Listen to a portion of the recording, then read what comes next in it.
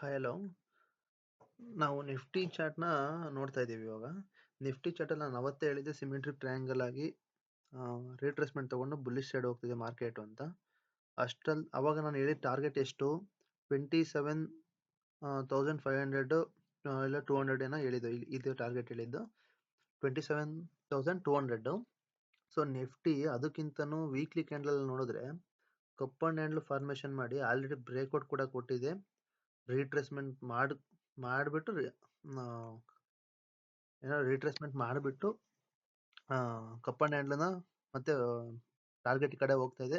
ಇದ್ರ ಟಾರ್ಗೆಟ್ ಬಂದ್ಬಿಟ್ಟು 29,266, near by 29,200.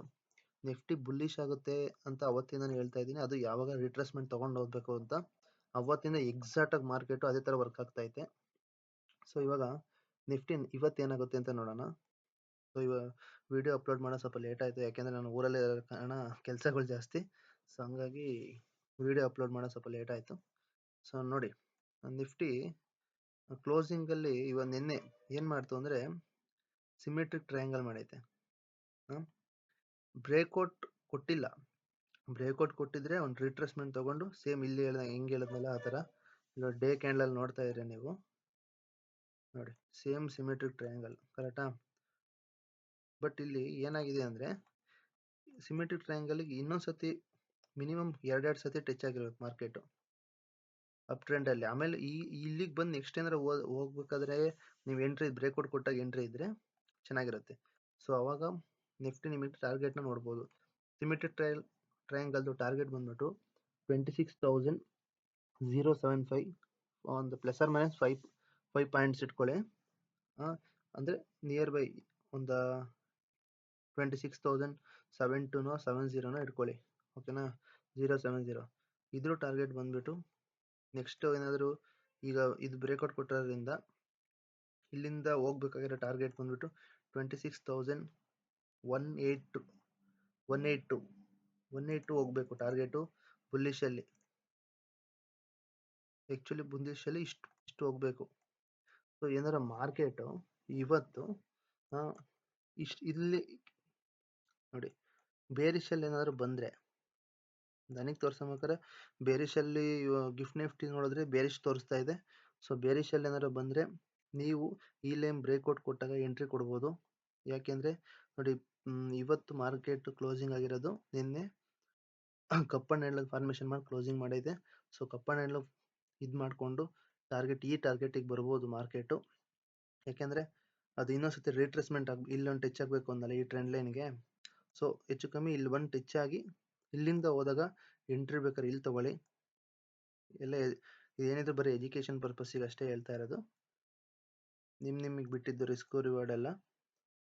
So market ಏನಾದರೂ ಬೇರಿಶಲ್ಲಿ ಬರಬೇಕಾದ್ರೆ ಈ ಲೈನ್ನ ಬ್ರೇಕ್ಔಟ್ ಕೊಟ್ಟರೆ, ಅಂದರೆ ಇಲ್ಲಿ ನೋಡಿ 25,975 ಬ್ರೇಕ್ಔಟ್ ಕೊಟ್ಟರೆ ಟಾರ್ಗೆಟು 25,932. ನೋಡೋಣ ಆಪ್ಷನ್ ಚೈನ್ ಏನು ಹೇಳ್ತೈತೆ ಅಂತ ನೋಡೋಣ. ಆಪ್ಷನ್ ಚೈನ್ ನೋಡಿ, 1,89,770 ಜನ ಕಾಲ್ ಕಡೆ ಇದ್ರೆ 25,000 ಜನ ಬರೀ ಪುಟ್ ಕಡೆ ಇದ್ದಾರೆ. ಚೇಂಜಿಂಗ್ ಓ ಎ ನೋಡಿ 19,180, ಇಲ್ಲಿ ಚೇಂಜಿಂಗ್ ಓ ಎ 8,300. ಸೊ ಇವತ್ತು ವಾಲೆಟಿಲಿಟಿ ಇದ್ದೇ ಇರುತ್ತೆ, ಎಕ್ಸ್ಪೈರಿ ಇರೋದ್ರಿಂದ ಎರಡೂ ಸೈಡ್ ಮೊಮೆಂಟಮ್ ಕೊಟ್ಟೇ ಕೊಡ್ತಾನೆ, ನೋಡಿಕೊಂಡು ಟ್ರೇಡ್ ಮಾಡಿ. ಮತ್ತು ಇನ್ನೊಂದು ನಾನು ನಿಮಗೆ ಅವತ್ತು ವಿಡಿಯೋದಲ್ಲಿ ಹೇಳೋದು ಮರ್ತೆ, ಗೋಲ್ಡ್ ಹೇಳ್ತಾ ಇದ್ನಲ್ಲ, ಗೋಲ್ಡ್ ನೋಡಿ ಡೇ ಕ್ಯಾಂಡಲ್ ಏನು ಮಾಡಿದೆ ಅಂದರೆ ಕಪ್ ಅಂಡ್ ಹ್ಯಾಂಡಲ್ ಫಾರ್ಮೇಷನ್ ಮಾಡಿಕೊಂಡು ಇದೇ ಜಾಗದಲ್ಲಿ ರಿಜೆಕ್ಷನ್ ಆಗಿದೆ. ನಾನು ಹೇಳಿದ್ದೆ 3,500ಗೆ ಬರಬೇಕು ಗೋಲ್ಡ್ ಫ್ಯೂಚರ್ಸ್ ಅಂತ. ಸೊ ನೋಡಿ, ಈ ಲೈನ್ ಏನಾದ್ರು ಬ್ರೇಕ್ಔಟ್ ಕೊಟ್ಟರೆ ಕಣ್ಣು ಮುಚ್ಕೊಂಡು ಬರುತ್ತೆ ಮಾರ್ಕೆಟ್, ಕಣ್ಣು ಮುಚ್ಕೊಂಡು ಬರುತ್ತೆ. ಈ ಲೈನ್ ಬ್ರೇಕ್ಔಟ್ ಕೊಡ್ಬೇಕು ಮಾರ್ಕೆಟ್. ಎಷ್ಟು? 3,925. ಯಾಕೆಂದರೆ ಮಾರ್ಕೆಟ್ ಅವತ್ತು ನಾನು ಹೇಳ್ದಂಗೆ ಇಲ್ಲಿಂದ ಹಿಂಗೆ ಬೇರಿಶ್ ಆಗೋಕ್ಕೆ ಏನೋ ಅದಕ್ಕೆ ರೀಸನ್ ಇರಲಿಲ್ಲ, ಅಂದರೆ ಪ್ಯಾಟ್ರನ್ ಮಾಡ್ಕೋಬೇಕಲ್ಲ, ಆ ಪ್ಯಾಟ್ರನ್ ಇರಲಿಲ್ಲ. ಸೊ ಏನಾಯಿತು, ಇವಾಗ ಈ ಲೈನ್ನ ಬ್ರೇಕ್ಔಟ್ ಇಲ್ಲಿಂದ ಬಂದು ಮತ್ತೆ ಮೇಲೋಗಿ ಕೆಳಗೆ ಬರ್ತಾ ಇರೋದು ಏನಕ್ಕೆ ಅಂದರೆ ಕಪ್ ಅಂಡ್ ಹ್ಯಾಂಡಲ್ ಫಾರ್ಮೇಷನ್ ಮಾಡಿಕೊಂಡು ಬ್ರೇಕ್ಔಟ್ ಕೊಟ್ಕೊಂಡು ನಾನು ಹೇಳಿದ ಲೈನಿಗೆ ಬರುತ್ತೆ. ಒಂಚೂರು ಜಾಸ್ತಿನೇ ಇದೆ, 3500 ಈ ಟೈಮಲ್ಲಿ ಬಂದಾಗ ನೀವು ಫಿಸಿಕಲ್ ಗೋಲ್ಡ್ನ ಬೈ ಮಾಡಿದ್ರೆ ಬೈ ಮಾಡ್ಬೋದು. ನೋಡಿ ನಾನು ಅವತ್ತೇ ಹೇಳಿದ್ದೆ ಗೋಲ್ಡು ಇಲ್ಲಿಂದನೇ ರಿವರ್ಸ್ ಆಗಬೇಕು ಅಂತ. ಯಾರು ವಿಡಿಯೋ ನೋಡಿಲ್ಲ ನೋಡ್ಕೊಂಬನ್ನಿ. ಯಾಕೆಂದರೆ ಮೇಲೋಗಿ ಯೂನಿಟ್ ಸ್ಟಾರ್ ಮಾಡಿಬಿಟ್ಟೈತೆ. ಇದ್ರ ಕೆಳಗಡೆ ಕ್ಯಾಂಡಲ್ ಕ್ಲೋಸ್ ಆಗಿರೋದ್ರಿಂದ ಯೂಶಲಿ ಬೇರಿಶ್ ಆಗಬೇಕು ಗೋಲ್ಡು.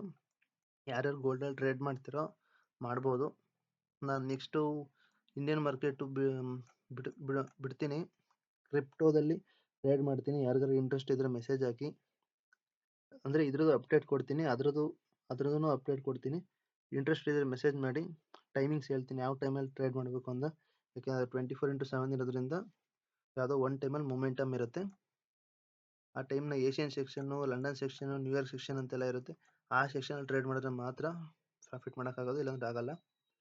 ಸೊ ನೋಡಿ ಇಷ್ಟೇ ಇವತ್ತಿನ, ಯಾಕೆಂದರೆ ಇವತ್ತು ಸ್ವಲ್ಪ ಲೇಟ್ ಆಗಿರೋದ್ರಿಂದ ಇವಾಗ ಅಪ್ಲೋಡ್ ಮಾಡ್ತಾ ಇದ್ದೀನಿ. ಸಾರಿ. ಬೇಗ ನೋಡ್ಕೊಳ್ಳಿ ವಿಡಿಯೋನ. ಬಾಯ್ ಬಾಯ್.